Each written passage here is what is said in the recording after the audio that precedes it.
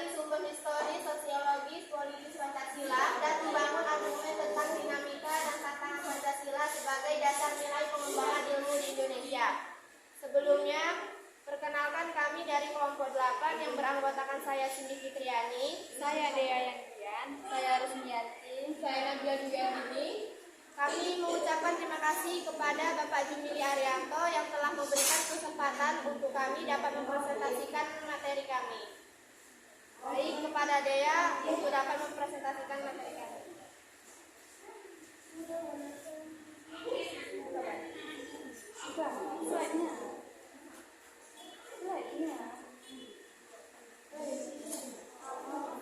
Baik, yang pertama, sumber historis Pancasila sebagai dasar nilai pengembangan ilmu di Indonesia dapat ditelusuri pada awalnya dalam dokumen negara, yaitu pembukaan Undang-Undang Dasar 1945 pada alinea keempat pembukaan Undang-Undang Dasar 1945.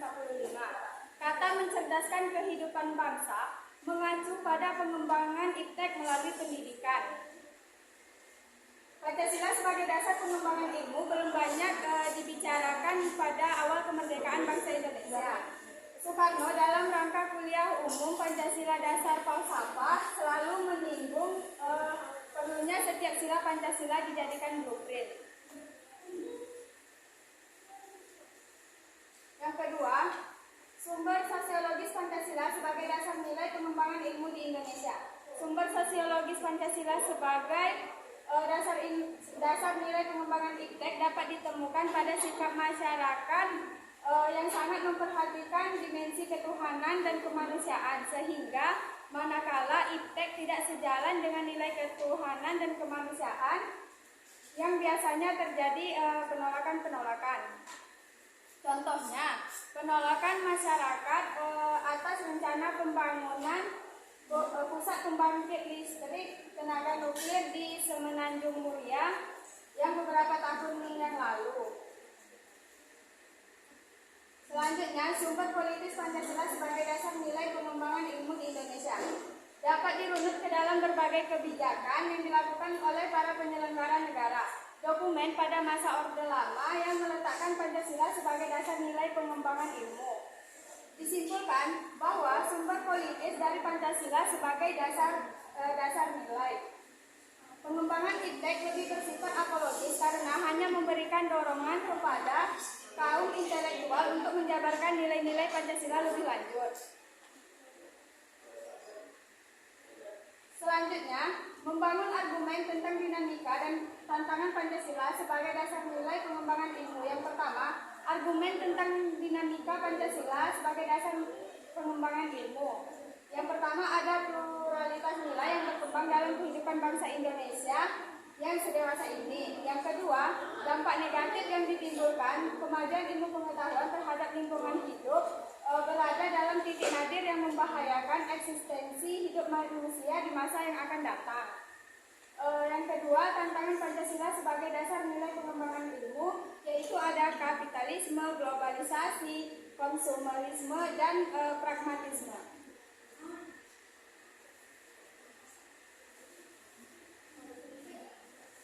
Baik, ada yang ingin bertanya?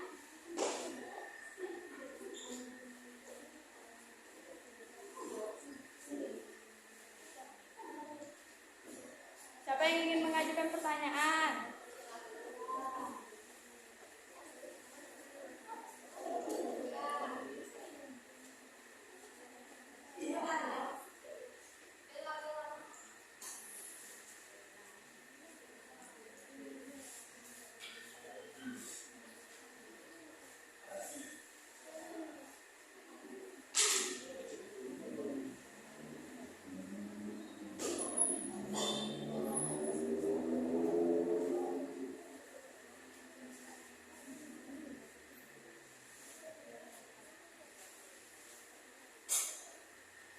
Silakan kepada Revina untuk bertanya.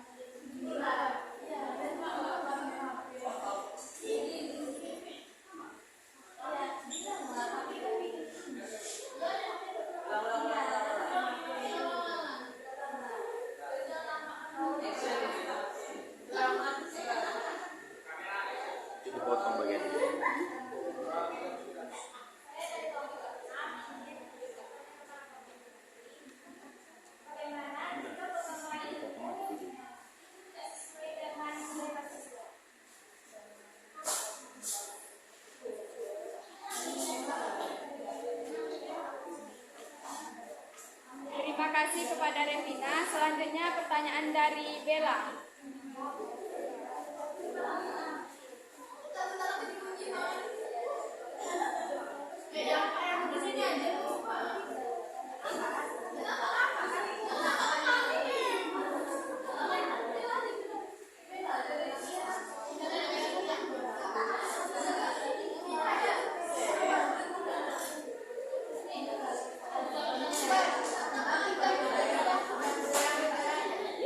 Baik, terima kasih kepada Bella. Pertanyaan selanjutnya dari Rika, silakan bertanya. Terima kasih kepada Rika. Pertanyaan terakhir dari Nur Hazira, silakan bertanya. Terima kasih kepada Nur Hazira yang sudah menjawab pertanyaan. Beri kami waktu untuk menjawab pertanyaan dari teman-teman semua.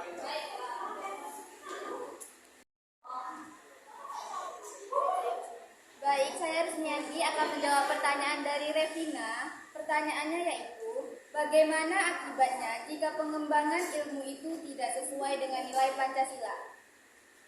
Pancasila dapat dijadikan dasar dari nilai pengetahuan untuk sumber pengembangan ilmu dan teknologi itu sendiri. Dalam ketentuannya, pengembangan iptek itu memang tidak boleh bertentangan dengan nilai-nilai Pancasila.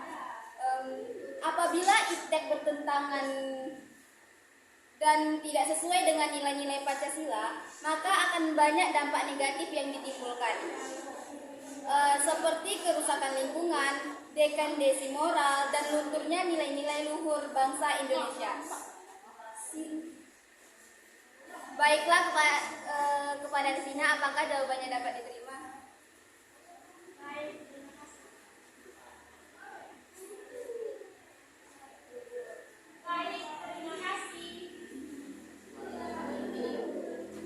Baik, saya Cindy Fitriani akan menjawab pertanyaan yang diajukan oleh Bella Erlina. Pertanyaannya adalah, apa saja contoh-contoh dari Pancasila sebagai dasar nilai pengembangan ilmu? Contoh-contoh dari Pancasila sebagai dasar pengembangan ilmu dapat ditemukan pada sila-sila Pancasila. Yang pertama adalah sila ketuhanan yang Maha Esa. Contohnya, pengembangan iptek dalam teknologi berbasis halal seperti teknologi obat-obatan halal. Yang sila kedua, kemanusiaan yang adil dan beradab. Contoh pengembangan ipteknya berorientasi kepada teknologi sosial seperti teknologi bidang pendidikan. Yang sila ketiga, persatuan Indonesia. Pengembangan iptek teknologi pertahanan dan keamanan seperti teknologi pada bidang senjata dan pesawat tempur. Yang keempat, kerakyatan yang dipimpin oleh hikmat kebijaksanaan dalam permusyawaratan perwakilan. Contohnya perkembangan iptek dalam teknologi informasi dan komunikasi. Seperti contohnya pada teknologi e-learning. Yang kelima adalah keadilan sosial bagi seluruh rakyat Indonesia. Contoh pengembangan ipteknya adalah pengembangan iptek teknologi ramah lingkungan yang berwawasan pada pelestarian. Contohnya teknologi pengelolaan sampah. Baik, kepada Bella, apakah jawaban saya dapat diterima?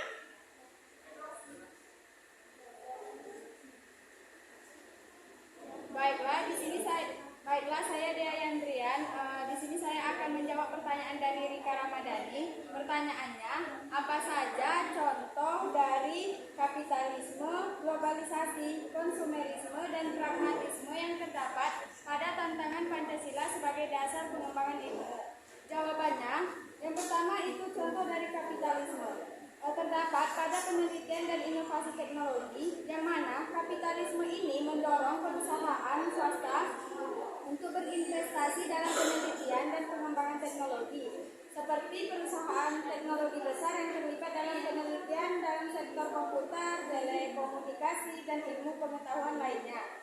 Yang kedua, contoh dari globalisasi. Terdapat pada mobilitas akademik, yang mana globalisasi ini mendukung mobilitas mahasiswa dan ilmuwan antar negara yang memungkinkan mereka untuk belajar dan mengajar di berbagai institusi di seluruh dunia. Yang ketiga, contoh dari konsumerisme, yaitu terdapat pada penelitian pemasaran, yang mana ilmu pemasaran adalah contoh dari bagaimana konsumerisme mempengaruhi pengembangan ilmu. Penelitian pemasaran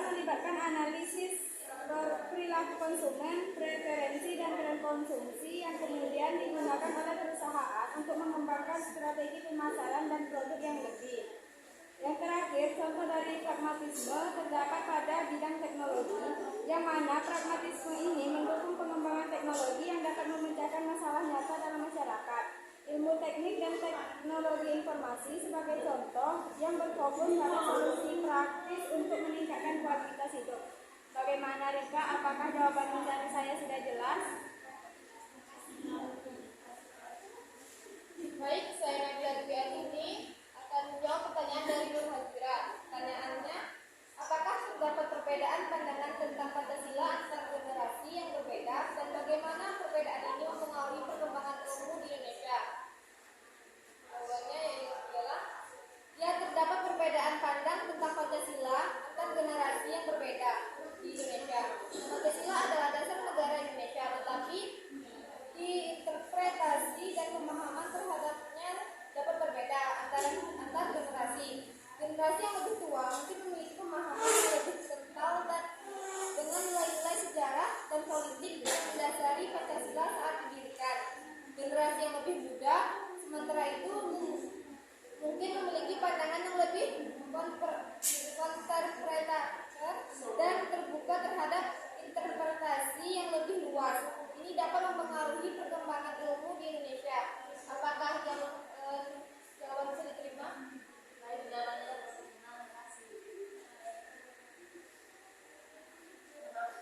Baik, kepada teman-teman semua, apakah ada yang ingin menambahkan jawaban? Ya, sudah pas, sudah bagus. Jika tidak ada, presentasi akan kami tutup. Baiklah, sekian presentasi kami akhiri. Wassalamualaikum Waalaikumsalam.